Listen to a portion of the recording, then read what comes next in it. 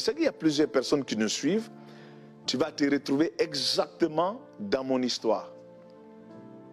Fais beaucoup d'argent, mais n'arrive pas à aller au-delà de joindre juste les bouts à la fin du mois.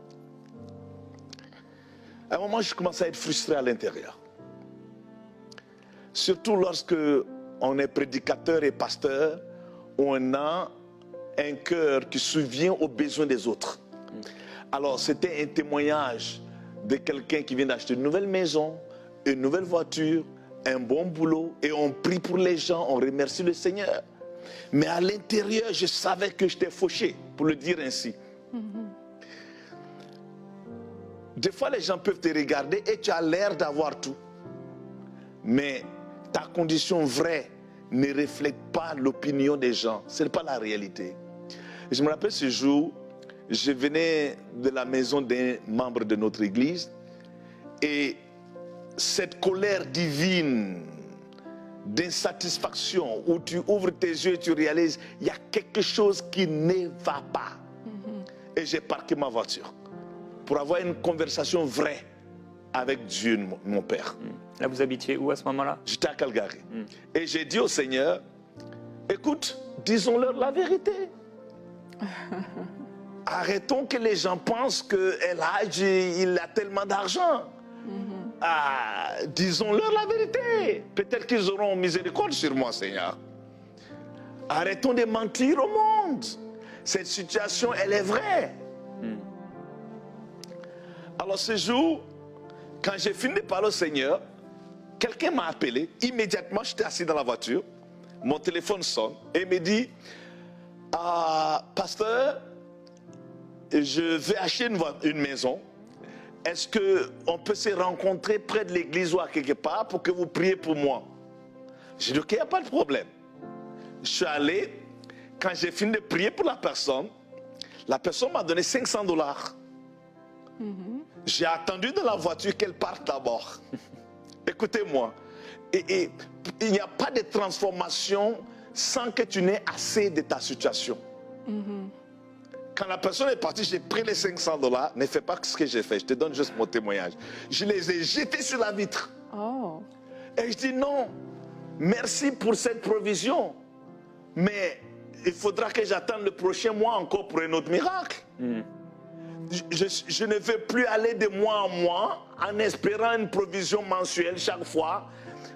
Le Dieu de la dernière minute, le Dieu de la dernière heure. Vous comprenez ce que je veux dire? Je ne néglige pas ce témoignage. Moi, je suis en train de partager un témoignage qui va changer ton statut. Pas juste te garder dans une condition pour protéger ta honte de temps en temps. Et j'ai dit non, Seigneur, je veux un changement de statut.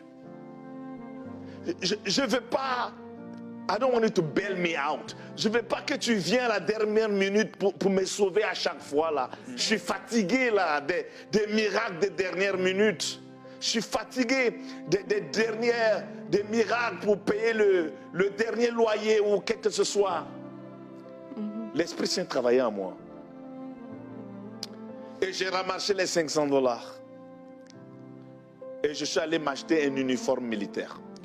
J'étais dans le mood là. Parce que vous étiez déterminé. Il y a certaines, écoutez-moi, il y a certains changements qui demandent une guerre. Ça demande une guerre.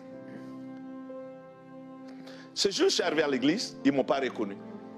C'était comme un Navy SEAL là, un agent spécial des forces armées qui venait d'arriver, commandant. Et j'ai prêché. Pendant la prédication, c'est là que quelque chose s'est passé. J'étais en feu, comme on le dirait. Et pendant la prédication, je suis tombé sur mes genoux et j'ai crié à haute voix. Donc, les gens pensaient que le pasteur était en feu. Tu vois, la révélation, j'étais en train d'être délivré. Voilà ce que j'ai vu. Vous n'avez pas besoin de voir ça. Le mot témoignage veut dire, Seigneur, fais-le encore. C'est ça que ça veut dire. Vous n'avez pas besoin que ce que j'ai vu, que vous le voyez. J'ai vu un ange. Un ange avec des bras, je te dis, tellement forts. qui m'a pris par les épaules comme ça. C'est là que la puissance et la gloire de Dieu étaient tellement grandes, je ne pouvais pas me tenir sur mes pieds. Et je suis tombé sur mes genoux et j'ai crié avec toute ma force. Parce que quand il m'a pris par les genoux, c'est comme s'il m'a déshabillé. Il a poussé comme ça et j'ai vu, tu l'as dit, la pauvreté comme une colle. J'ai vu un manteau là, un habit que je portais. L'eau tombait comme si ça venait de la toilette. J'espère que vous n'êtes pas dans votre souper. C'était la chose la plus répugnante. Même quand j'en parle aujourd'hui, je peux le sentir, je peux le sentir. C'est tellement vrai. Je dis non, c'est pas possible que ça c'était sur moi. C'est des choses spirituelles. Amen. Et c'est pour ça que j'ai crié. Et j'ai vu cet ange qui m'a pris. Et il a enlevé ce truc. Je le regardais comme ça. Et il me regardait avec une gloire. Et je regardais comment c'était répugnant. Comment c'était lourd. Comment c'était oppressif. Et j'ai commencé à pleurer. Et les gens, ils pensaient que j'étais en feu. Et puis d'autres choses. Ils ne savaient pas que je venais de profiter de la bonté, de l'amour de Dieu à mon égard, pour me délivrer. Je dis bien délivrer de ce manteau de pauvreté, qui est un manteau de lourdeur, d'oppression, de honte, qui te traîne dans la boue. Il t'enlève même ta parole. Tu perds ton audacité. Tu deviens à la merci des circonstances et des temps et des hommes. Et là, je me suis assis sur les escaliers qui descendent de l'hôtel. Et j'étais en larmes complètement. Et le Seigneur m'a parlé là. Et il m'a dit, à partir d'aujourd'hui, tu ne devras plus un sou à un système, banque ou qui que ce soit sur cette planète. Première parole. Je tremblais. Je suis sorti de là, rendre un peu le témoignage court. Quelqu'un m'écrit un chèque d'à peu près 620 000 $. Plus d'un demi-million.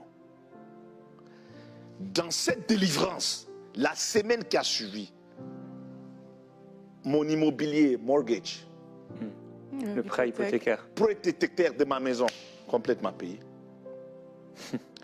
Toutes mes dettes, de A à Z, libérées. Écoutez, je n'ai rien fait d'autre. Quand ce manteau a été brisé et enlevé sur ma vie, ce qui m'appartenait, que le ciel avait alloué à mon nom et à ma famille, ont commencé à devenir une réalité sans que je ne fasse quoi que ce soit. Je crois qu'il y a plusieurs personnes dans l'église de Dieu qui sont victimes du même manteau que j'étais victime. C'est spirituel. Et pourtant, j'étais généreux. Je donnais à tout le monde. Et pourtant, j'avais un grand cœur. Mais je savais qu'il y avait quelque chose. Parce que ma Bible me dit que je dois être béni pour être une bénédiction. Pas juste attraper à chaque fois le mois ou couvrir les dépenses. Mais c'est comme ça la plupart du peuple vit. Ça, c'est inacceptable dans le concept du royaume. Je le dis et je vais le redire. On doit repentir de la pauvreté, de la même chose que nous repentons de l'immoralité. Nous devons haïr la pauvreté en tant que chrétien. Je dis bien haïr, c'est un mot fort, mais s'il y avait plus fort que ça, je l'utiliserais. C'est quelque chose que nous devons rejeter complètement. Briser tous les mensonges.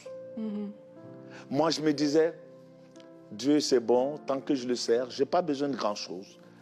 Il répond juste à mes besoins. Pas besoin. Non, non, non. Je suis appelé enfant de Dieu. Après le type d'Abraham, béni pour être une bénédiction.